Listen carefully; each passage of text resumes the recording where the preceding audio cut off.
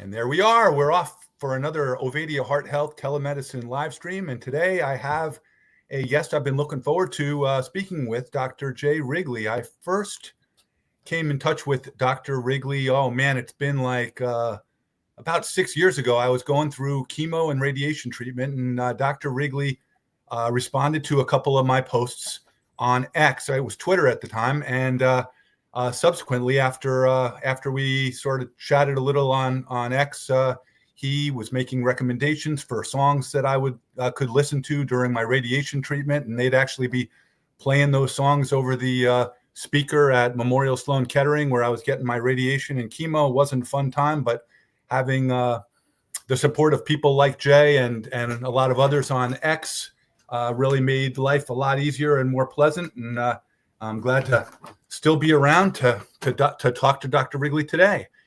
We have a lot to talk about. Before we get going, I want to put on the screen something that I have to do every session for our legal purposes. We are any information or services that we talk about today is for educational and informational purposes only, not a substitute for professional advice or treatment by a licensed healthcare professional. The services that Ovadia Heart Health provides are not for everyone. You are advised to seek care of a qualified doctor or medical professional when undertaking any changes to nutrition, diet, or fitness. If you want to reach out to our team, you can do so at team@ifixhearts.com. And with that out of the way, we will get going on this session. I just want to say a few words about Dr. Wrigley. Dr. Wrigley is a functional medicine physician with 3 decades working where hormonal biochemistry meets metabolic health. Jay lost 100 pounds, and that shaped his view that food choices trigger hormonal responses that govern fat storage, inflammation, and cardiovascular risk. So today we're going to look beyond the calculator, where calories in, calories out fails, how insulin resistance develops, and wherever Jay wants to go. So with that out of the way, Jay, let's get going. Tell me how you got here and a little bit about your practice and some of the things that inspire you out here. Okay. So yeah, those of you who aren't familiar with my work, I'm Dr. Jay Wrigley, and I have a long history of being a physician who spent the last 25 years or 25 years prior to this in clinical practice. Mainly my specialty has been hormonal chemistry, mainly working with women who are going through perimenopause, menopause, thyroid problems, obesity, and things like this. And along the way, I kind of realized that I was not following the right pathway for myself. I had picked up an immense amount of weight while I was practicing medicine, and I had to go back and reteach myself. And I had the advantage of knowing enough about hormonal biochemistry that as I began to piece together all the lies that were taught to us physicians in medical school about nutrition and metabolic health, that word wasn't even around at the time. But what I began to realize is that we had it all backwards and all wrong. And so I had to rethink that and apply the new principles that I learned for myself, which allowed me, like Chris said, to lose 100 pounds and changed my entire life. And so at that point in doing so, I kind of shifted my practice to include the hormonal piece of this, but also the metabolic health piece of this, and to really want to work with people around regaining their health by, using evidence-based principles that reset your metabolism to be able to, accomplish what you want, the vitality, the sleep patterns, the hormonal balance, the getting leaner and all this kind of stuff, and getting away from the fact that we've been fed a bunch of information for 60 years now that was very much incorrect about the way the body handles nutrition and what makes people gain weight or lose weight And it really had nothing to do with some of the information that was given to us about that you should eat a low-fat diet and eat plenty of grains and plant-based food. It was all backwards.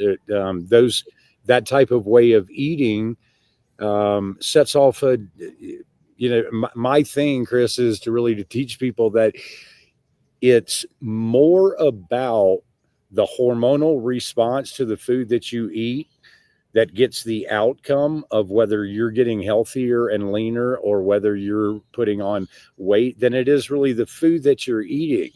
You have to pay attention to what's your hormonal response to this. If you're eating a diet that is primarily carbohydrate rich, you are stimulating a hormone called insulin over and over again. That sends your body into, insulin is a storage hormone. So once insulin raises in the bloodstream, your body goes into storage mode. It's going to store everything that you're eating along with the food that you're eating that's jacking your insulin levels up, and you cannot possibly lose weight with an elevated insulin level in your bloodstream. So we had to rethink that and go, okay, well, what happens if you begin to eat a diet that keeps insulin levels low? Well, automatically your fat cells begin to release triglycerides and fat back into the bloodstream to be able to use for energy, and you burn it off and you lose weight and you lose it healthily and you feel better and everything about your life better. So some of these principles that were very misleading to, most all of us physicians and the ones, that I work with now in this space that you're in also, have had to reteach themselves and realize that the answer to what so many people are looking for is to go back and eat a diet of, Ken Berry says this well, a proper human diet. A proper human diet is largely protein oriented, not a bunch of, certainly not sugar, not seed oil, not high grain based diet. It's a diet that's that it was meant to keep us active and alive. And so anyway, I mirrored all of that. Now what I do, I left clinical practice after 25 years and decided what I really wanted to do is educate and teach people, and do this remotely so that I could reach far more people than the people who would come to see me in Charlotte, North Carolina, at my clinic, the Art of Living Center. But so now, I do this all over the world, and people,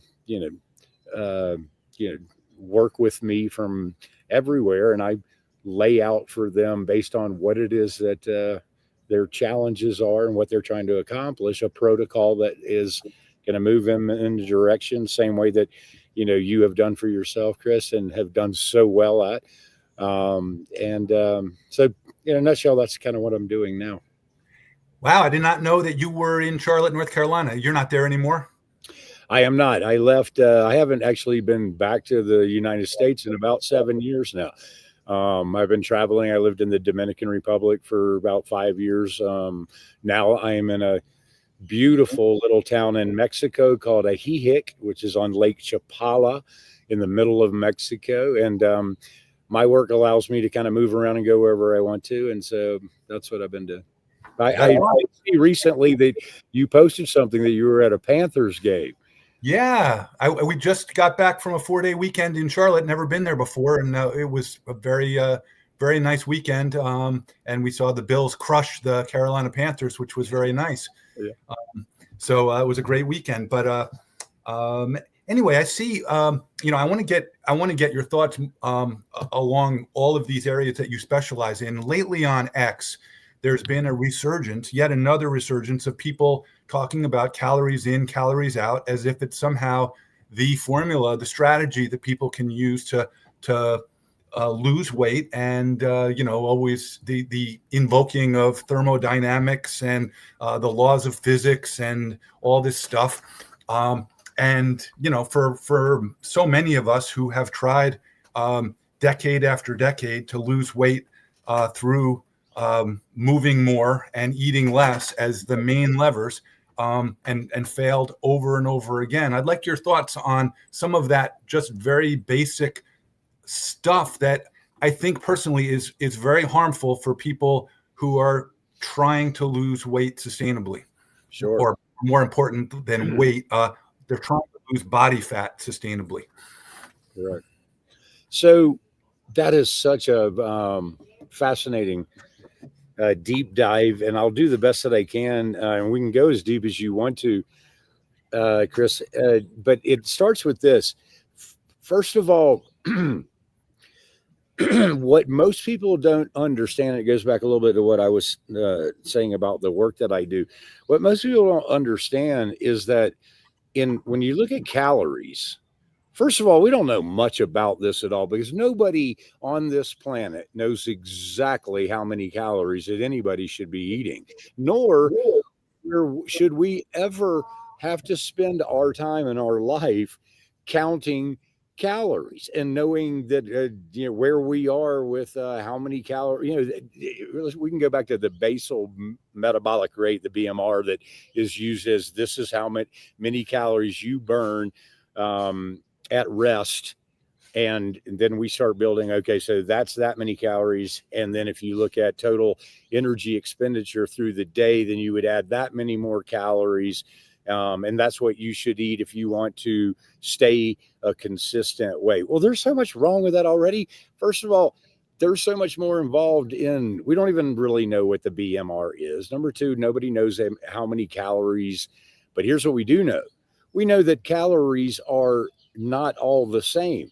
The calorie, which is really, if people don't know this yet, a calorie is basically the amount of energy it takes to heat a certain amount of water to a certain point, right? So, but every calorie comes in a package, and that package is either a carbohydrate, a protein, or a fat. And the way that the body responds to those three macronutrients is completely different. They don't respond the same at all. So why I believe and teach people that the whole calories in, calorie out doesn't matter is not the rule book you want to go after, is that if you're eating calories that are primary carbohydrate, your body's response to that is to secrete and over secrete this hormone called insulin. Well, insulin puts you into a fat storage mode and prevents you from being able to burn any fat. So if you were to eat a diet of, let's say, 2,000 calories, but it all was coming in from carbohydrate, it really wouldn't matter whether or not you could go out and exercise and you'll make up for a tiny bit of that. But the truth of the matter is that your biochemistry is now set that you are in fat storage mode until insulin levels drop far enough for your body to be able to release fat to burn it. So now, on the other hand, if you were eating a diet that's primarily just protein and fat and dropped the carbohydrates, now your body is in you're not only the thermodynamics that you were talking about, that protein, it takes 30% of the amount of protein that you eat just to digest it. So, and fat it's a tricky one because fat is so energy packed that you do have to be careful about. I'm not a big believer in this will make some people mad, but a big believer in the idea of you can eat a high protein, super high fat diet and be just fine. Well, at some point, but not in the age group that you and I are in, Chris, because once your testosterone levels, your estrogen levels, your sex hormone binding globulin levels, and even progesterone begin to drop once we get past the age of probably 45, 46 or something like that. These are very metabolic hormones and they're declining as we age.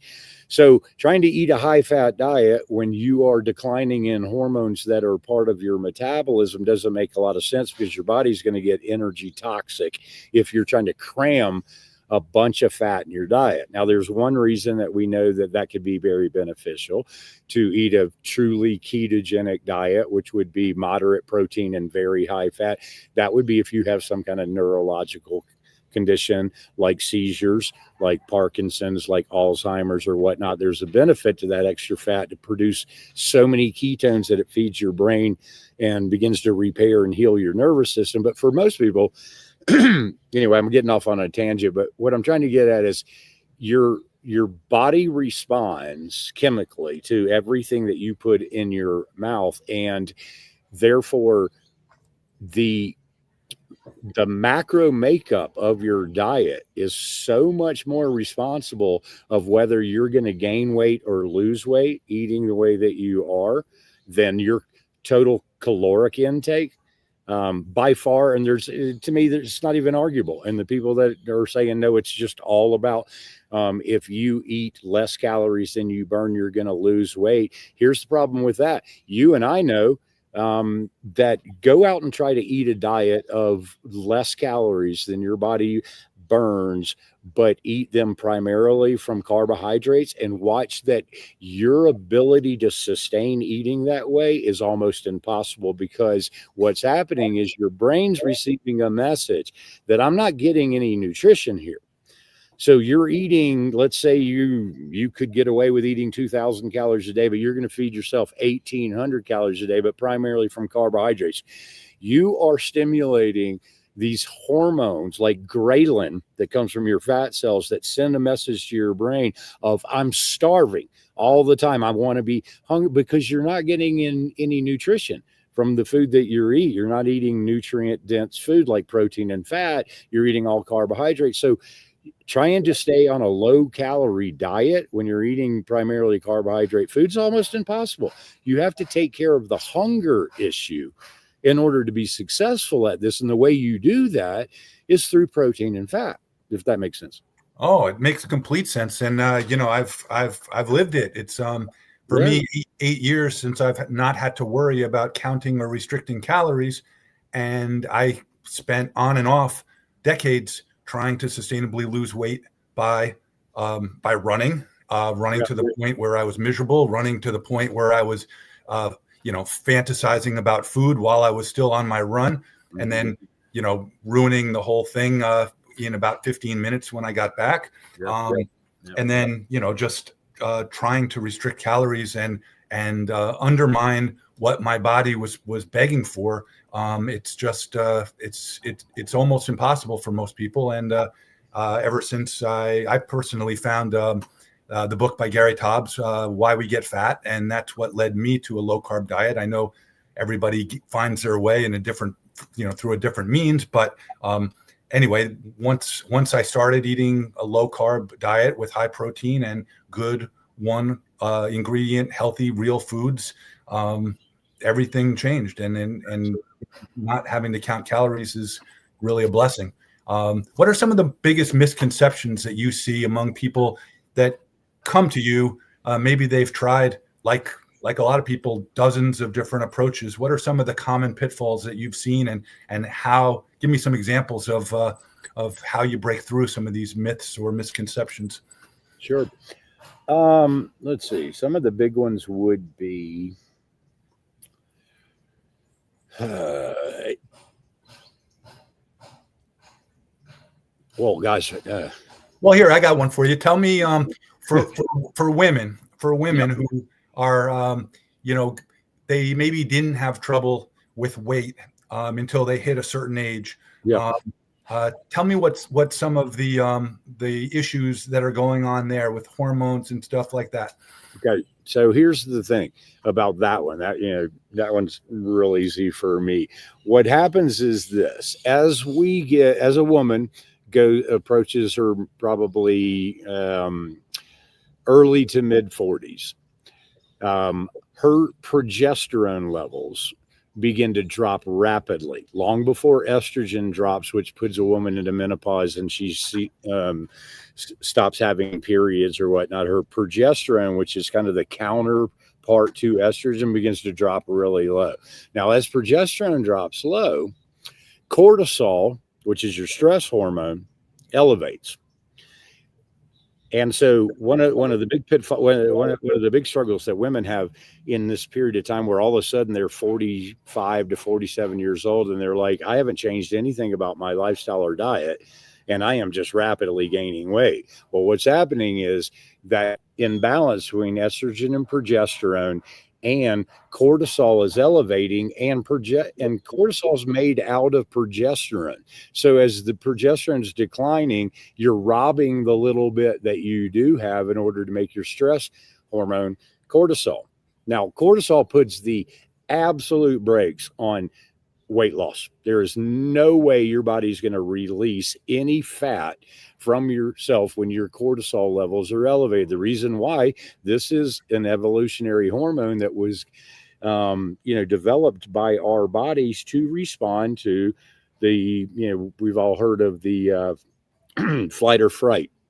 Your body thinks that you are being chased by a large animal, let's say, and it doesn't know when it's out of danger. While it's in danger, it's raising your cortisol levels, and that is we would in no way give up any stored energy at all. So your fat cells are locked down. They're not going to release any fat while cortisol is up. So the cortisol levels have to come down. Now, when cortisol levels go up, here's the other thing that happens. You become insulin resistant.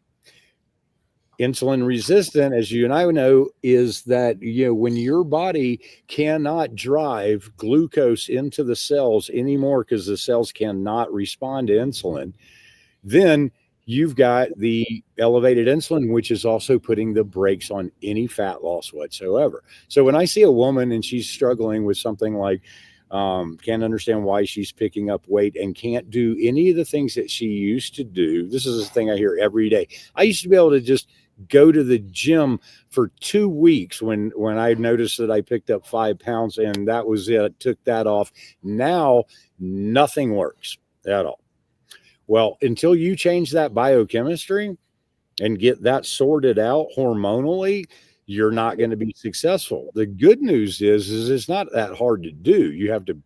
There are some things dietarily you have to do. There are some things that you have to do about your lifestyle management. And, there's some things that I can do by, for a short period of time, prescribing some natural therapeutics, maybe a couple of nutritional supplements that will calm the cortisol down and slowly increase the progesterone levels, and to make them much more insulin sensitive. So these are the kind of things that I deal with. Now, some of the other things that came up when you first said, what are some of the the stumbling blocks that I see a lot.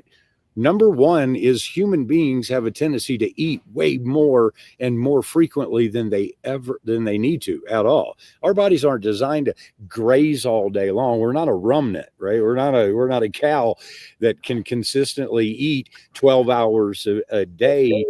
Our digestive tracts are set up for basically to fast and feast. So we need to get people to understand that realistically, the way that I put it, now, there might be some exceptions to, well-trained athletes who are, competing at a high level. But for the most part, and most of us human beings, there's really no reason to eat more than twice a day. I mean, 2 good meals a day, and the rest of the time, let your digestive tract go into a fasting state where all these beautiful things happen, like autophagy, where your cells begin to replenish themselves and throw out dead cells to replace them with new cells, and your mitochondria function better, which is where you're producing all your energy and where you're burning all the fat that you want to get off of. So we feed ourselves too frequently, and we feed ourselves too much of the wrong type of food. And, too many people have the habit of eating, in the evening. And I know it takes some discipline or whatnot, but this does come back to, we'll talk about eating for satiety. And how that will prevent you from having these 9 or 10 o'clock p.m. sessions of I'm starving and I want to just go eat a bunch of food while I watch TV. A lot of that is habitual, and you have to have some discipline. But a lot of that is because your blood sugar levels are all bouncing around, and you've gone into a state of hypoglycemia right before bedtime. And that's the worst time ever to eat food, because you're going to go to sleep and all of that's just going to be stored away and end up in your fat cells, if that makes sense. Makes complete sense. Before we go any further, I just Dr. Ovadia asked me. Let me just put myself bigger on the screen here. He asked me to share a link. If anybody wants to go to get a free copy of a digital download of Dr. Ovadia's book, Stay Off My Operating Table, just go to ifixhearts.com/livestream and you can get Stay Off My Operating Table, the free digital download. And you should, because it's a great book, and Dr. Ovadia is doing such good work that people should pay attention. This is a cardiothoracic surgeon who wants you to stay away from having to come see him and others that do things like open heart surgery because you didn't feed yourself correctly and set off this whole inflammatory cascade. And now you end up having to go have some kind of major procedure like that. Thank you for that, Jay. And while we're giving out links, if anybody wants to reach out and learn more about what Dr. Jay Wrigley does, you can visit his website, drjwrigley.com.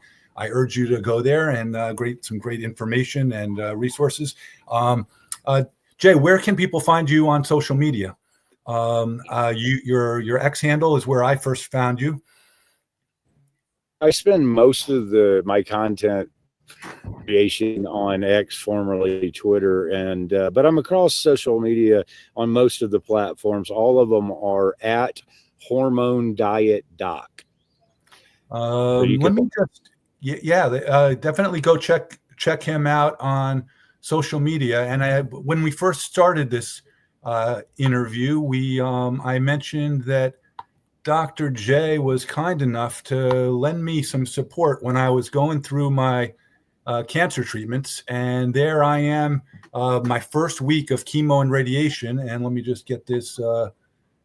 Let's see. Dr. J wrote, "Please conserve energy right now," when I said that I was going to go to the gym and go for a big workout. And his advice was very well intended. And I did listen. I actually didn't go for that workout that I was talking about because of Jay's recommendation. So, and then as I mentioned, he actually sent me songs: Led Zeppelin's "Ramble On," "Goodbye Yellow Brick Road," the whole album, Tom Petty's "Free Falling," all songs that I listened to while going through radiation. So thanks a lot for that, Jay. Really, really appreciated that. And a lot of other of my now friends on X, Twitter, also made recommendations, and it really made life quite a bit easier when I was going through all that. And it was really a good thing. So let's see. I have a couple of questions for you, Jay. First of all, when it comes to satiety, which you just mentioned, what are some of the foods that you go to for satiety? What are some of the foods that are magic for you in terms of sustaining that 100-pound weight loss that you talked about? Okay. For most people, I would go with high protein with the fat that comes with that protein. So my go-tos would be eggs. Steak, lamb is probably one of my favorite foods. High fat dairy, if you tolerate it. I eat a good amount of like high fat cottage cheese and some Greek yogurt and things like that.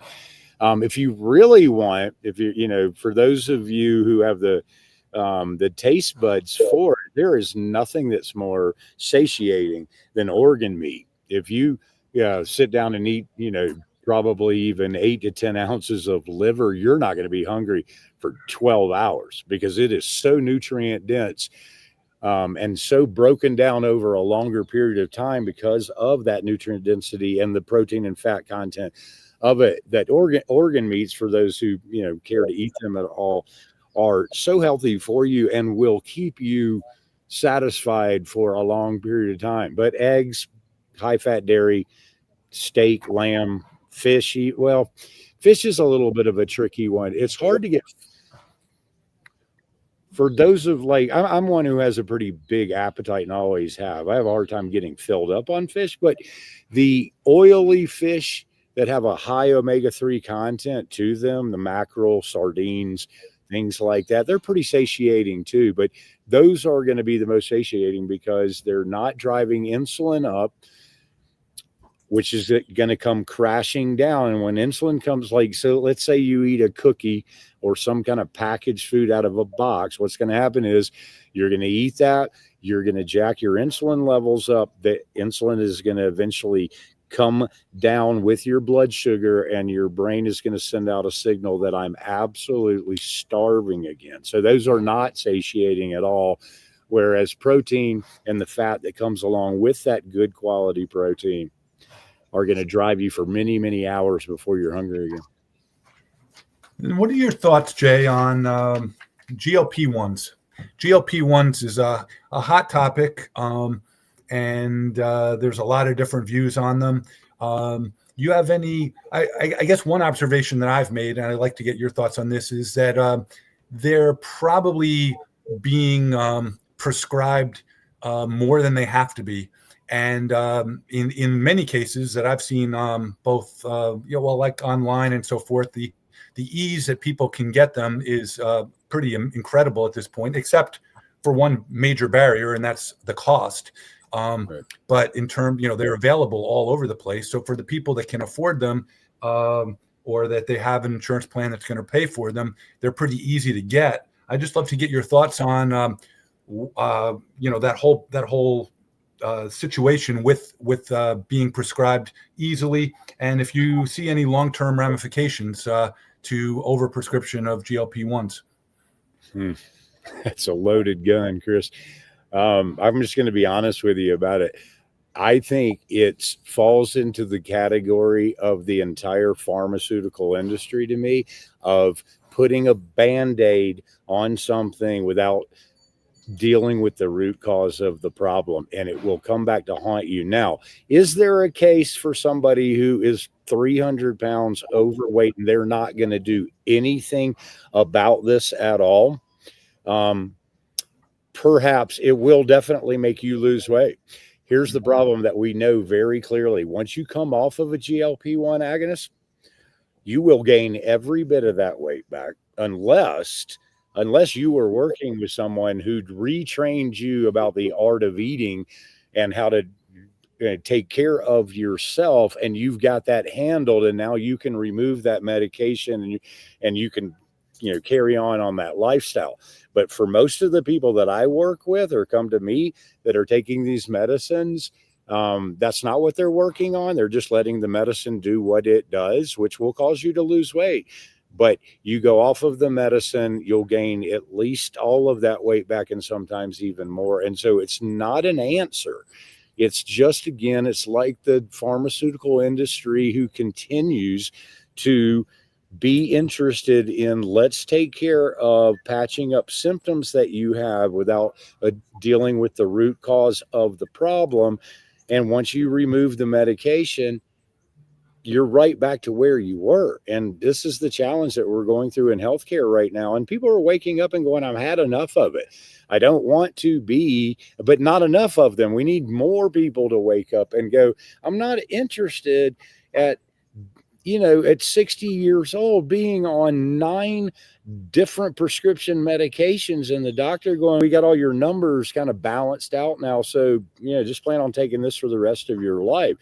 That's not the way this is supposed to work at all.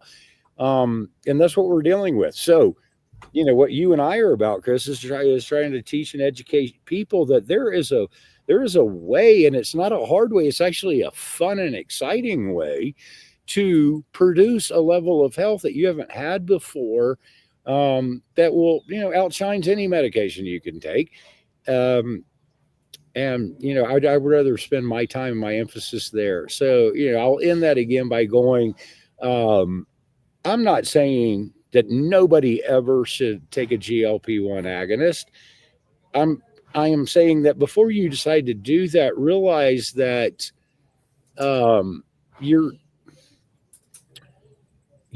walking down a rocky pathway, because if you are not at the same time addressing where this true problem is, and it's because you're not a good fat oxidizer is what it is.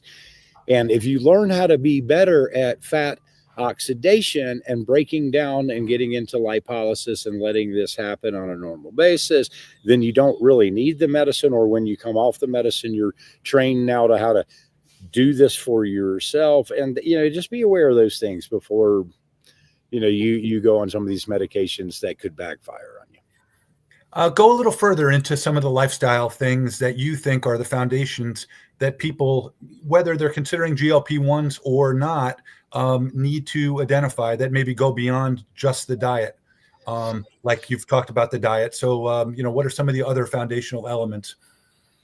Well, a couple of, again, I'm going to go back to my specialty. It's about hormones. To me, it's always about hormones. So you have got to address. Now, let me touch on diet one more time before I go there, because you kind of led me into what something we haven't talked about.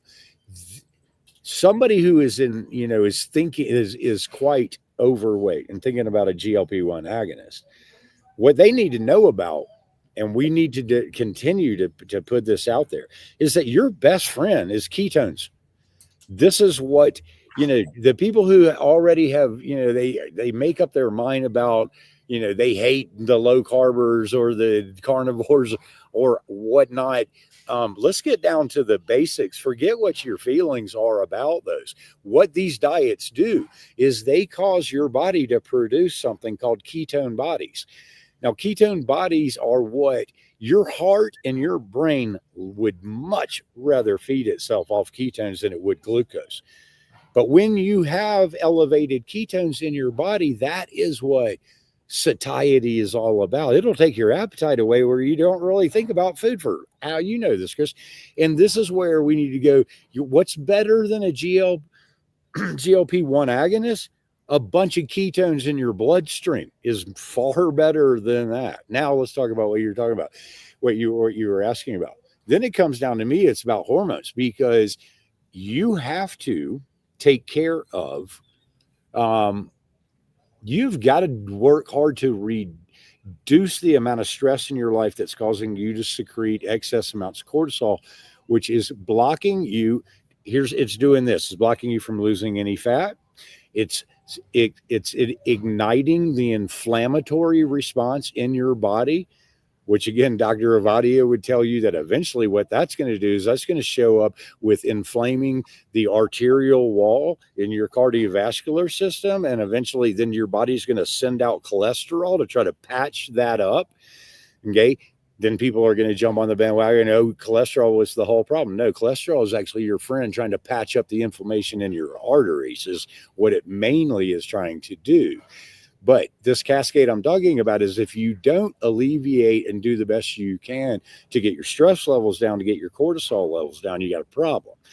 Number two, you've got to take care of things like your thyroid function. This gland that sits in the base of your throat that runs your metabolism is affected by everything that you eat. It does not like a high carbohydrate diet one bit. It loves protein because that feeds the thyroid function better. Number two, if you're out of balance in your estrogen, progesterone, or testosterone levels, then you are blocking your thyroid hormone from getting into the cells of your body. So your doctor's liable to tell you that, hey, your thyroid numbers all check out on your blood test. But what they don't know is that, but your thyroid hormone is not getting into your cells. That doesn't come back on the test. So many people are running around with a handicapped thyroid gland. So here's what the thyroid does when it plugs. Thyroxine is converted into triiodothyronine and T4 into T3. Then T3 plugs into the cells of your body and opens them up, the mitochondria mainly, for oxygenation. You have to have oxygen. Think of a fire. You got to have oxygen to make that fire burn. So if your body is getting blocked from thyroid hormone getting into the cells, into the mitochondria, then everything is slowing down, shutting down. You can't burn fat. You don't have any energy at night. Now, the last one I would say, Chris, is that is so important is you need proper sleep habits. People who are going around,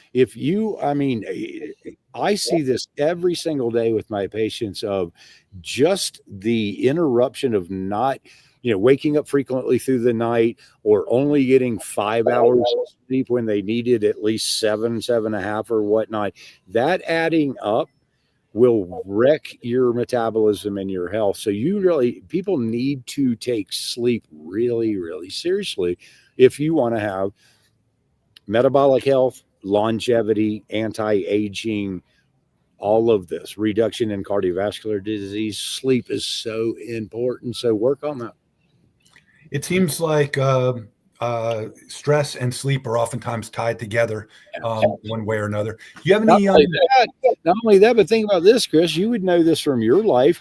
You get a poor night's sleep. What's the chances are you make good decisions about your diet the next day? There is nothing that'll wreck a diet faster than poor sleep, because you will get up in the morning the next day. And the only things that sound satisfying to you are probably things you don't want to really be eating at all. No, that's a great point. And, it reminds me that there's some other things that are sort of tied together as well, like alcohol. Alcohol will also sabotage one's diet. It'll also sabotage one's sleep. Yep. And then that can cascade into more stress. So there's a lot of interplay between the different variables. And and I don't know if everybody who's watching right now knows, but for the past year, I've been working as a health coach within the Ovadia Heart Health practice. And these are things that the entire Ovadia Heart Health team tackles with patients on a daily basis. And I'm sure you do the same, Dr. Wrigley. Can you tell me if you talk to any of your patients about strategies for reducing stress, considering what a important role it has in stress leading to cortisol? Do you have any thoughts on what people can focus on to either improve stress itself or even sleep?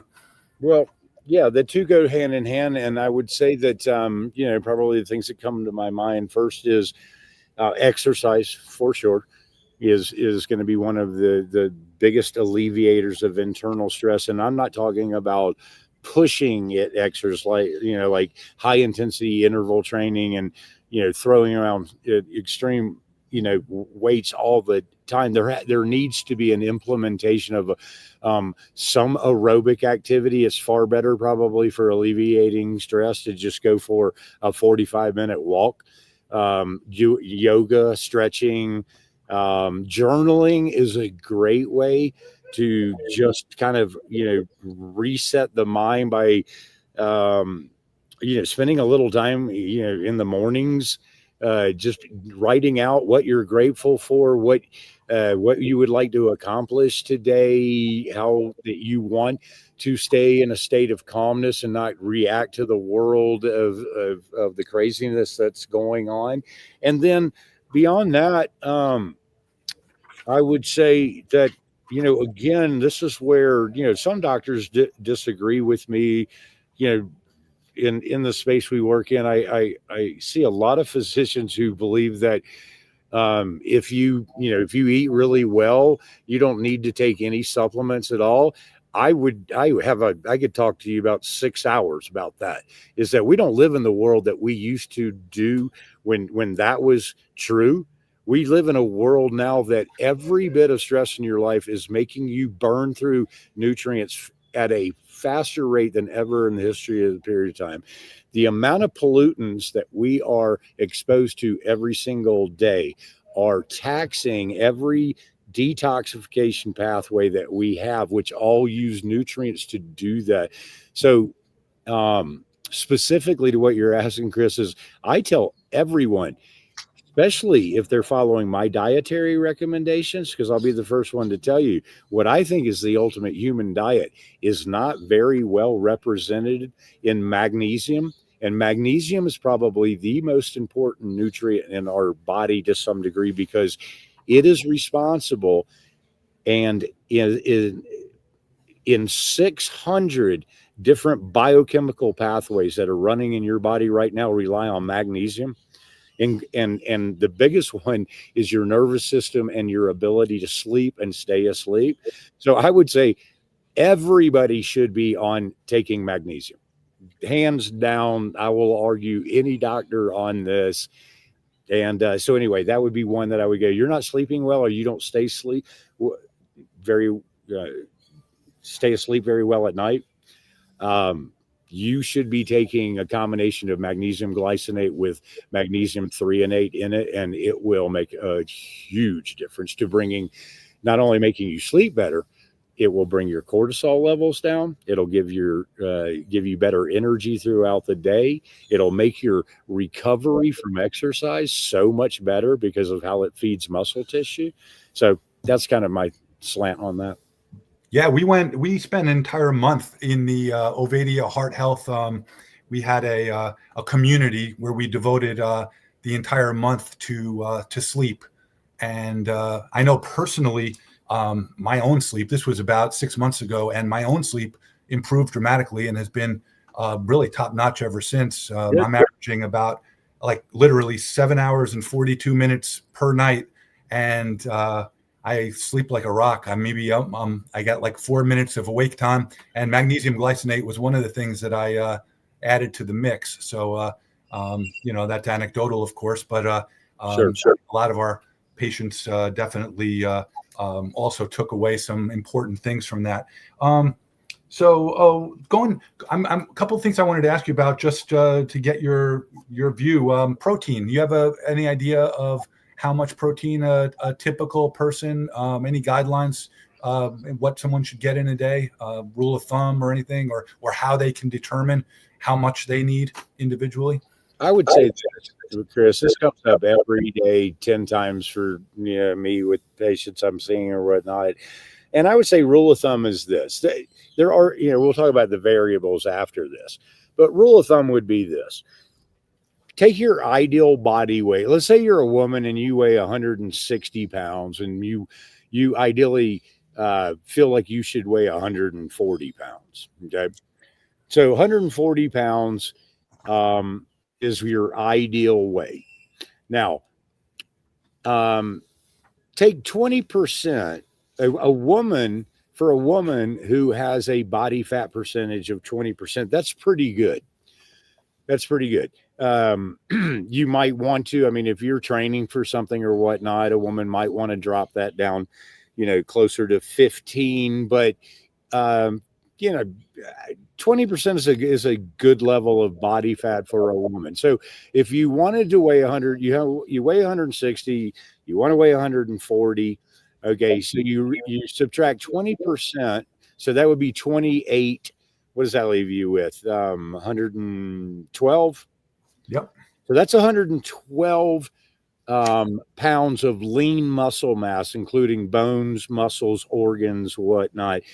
1 gram of protein per pound of lean muscle ideal weight is so that woman needs to eat 112 grams of protein.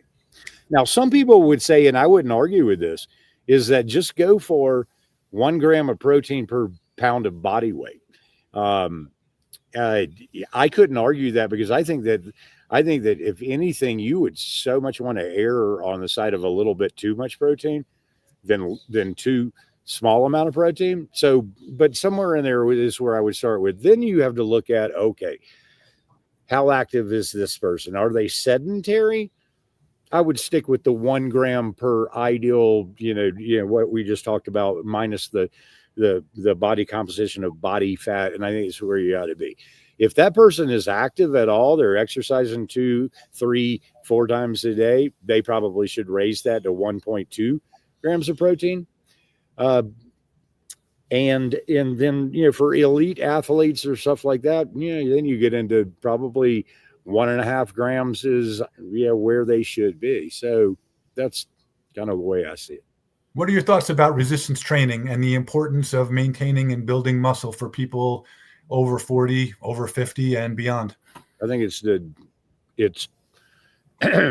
it's the elephant in the room that nobody seems to be able to motivate enough people to understand and do. It is, sarcopenia, for those who know that word, and if you don't know it, this is the this is part of aging where your body starts to lose lean muscle mass.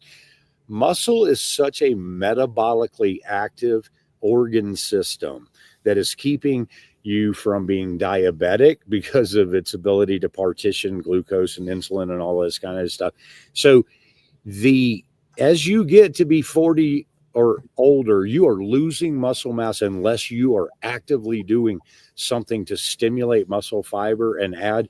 And what we see from every study out there, undeniable, undebatable, is that the more muscle mass you have the later in life, the better quality of life, the more longevity, the more anti-aging, everything. So can't say enough about it. And I know we've all been following you and applaud you you go at it, man. And it makes a difference, right? Oh, it certainly does make a difference. And it's something that we talk about with every single one of our patients at Ovadia Heart Health. And it's not only, I believe it's better for your longevity, but it's indisputable that it's better for your quality of life. When you have muscle, you feel better about yourself, you feel better in your clothes, you can participate in life with less risk of injury, less risk, when you get older. I mean, the idea of not being able to catch myself on a staircase by grabbing the railing if I stumble or lose my footing, just having the strength to do just simple things. I just traveled by plane yesterday, picking up suitcases and putting them over your head into the overhead compartment. Some people can't do that. Some people, geez, you go to the airport, the line of wheelchairs is getting longer every single time I fly. There's more wheelchairs per person. And then, obviously that some people will need that regardless of what we do, but pretty soon it's going to be half the plane. And that is something that for many of us, it's within our control to postpone that, till much later in life. It's just something that I feel very strongly about. Now, you mentioned something a few minutes ago about motivation for resistance training. I would love your thoughts on, how can a person, is there a way do you find that your patients are already motivated, or do you have any techniques or thoughts or suggestions that you find to be effective for people who know that they need to do things to make themselves healthier, whether it's diet, resistance training, activity, or anything else that they have to do on a day in, day out basis, to sustain that, to get the motivation, the discipline that's required? I think that's such a big problem for a lot of people. And I was just wondering if you have any thoughts. It's a tough one, because that's really what it's all about. If everybody was motivated to do what they know that they should do for themselves, they would be much better off. But some of the things is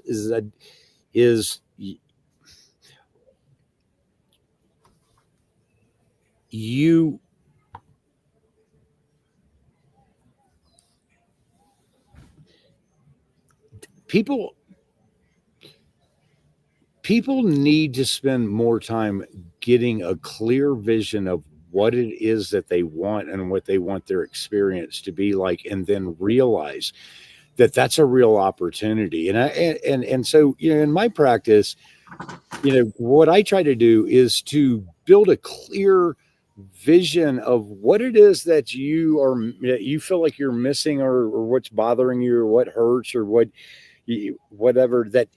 Let me show you how real this is, how clear there is a pathway for you to have what it is that you want. And I want to get you so anchored into that you can see it so clearly that this is available to me, and that here are the steps that it takes to get there, that once we just have to get a little bit of momentum going, then we can get them to get to the place where they wouldn't give this up. Like you, Chris, what's the chances I could tell you right now, I want you to just stop working out and strength training? That's not even going to happen. Right. But right. Everybody doesn't have that, but everybody has that available to them and in them. but you have to build a pathway that they can clearly see that I could be that person. I could have that level of energy. I could want to go to the gym to the point where if I don't go for a few days, that I'm like, I'm not satisfied with like how I'm feeling and my life's not working out very well. I need to get back and get a good workout in. A lot of people, aren't there yet, but it's available. And sometimes people need a coach. Sometimes people, one of the frustrating things about, and you would know this from especially social media, but just, Google even. Everybody's out there trying to figure this all out themselves and thinking that, I'm going to cram myself full of whatever I can read or whatnot. And that's going to, and good, and more power to the ones that do it.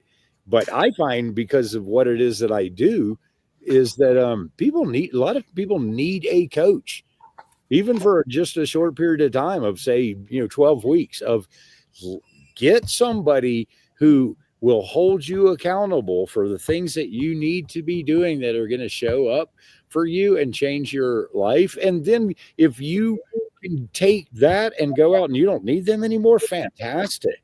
But don't think that you're going to learn everything you need to know about your health and what you need to be doing by reading some social media post. That's not always the most helpful thing to do at all. I loved your answer, Jay. I love the idea of finding a path, finding the information that you need to get you from point A to point B, and obviously, if you don't have all the information at your disposal, whether it's a coach or a medical doctor or practitioner who shares your vision and has the information that you need that might be missing from your life, that could be that alone could be the ingredient that's missing. But clearly you need some discipline and some willpower, but you also need a viable, workable plan that can get the job done. And that's where somebody that's an expert in this stuff, or has experience, and sometimes you get information from other people that have traveled the journey. There's a lot of different aspects to this, whether it's stress or sleep, and you keep asking questions, you keep trialing and error, especially if I've found that for myself, you don't want to do trial and error with some risky procedure or something like that. But when it comes to getting your protein numbers right, you can trial a little more, a little less. You can, and if you have somebody that you're working with, you can really kind of zone in on it and get it right. Before we go, this has been a fantastic conversation, Jay, and I'm going to let you have a chance to wrap up with any final thoughts. Before we do that, I just want to let people know once again that if you would like to get a free digital download of Dr. Ovadia's book, Stay Off My Operating Table, just go to ifixhearts.com/livestream, and you will have the digital download. You might even want to go out and buy the hard copy or paperback. I have one of each, and I've read them probably 3 times already. And I also want to put up your link again, Dr. J, drjwrigley.com. And you can also find him on Twitter and other social media at, what is it, Hormone Diet Doc? Is that right? At Hormone Diet Doc. At Hormone Diet Doc.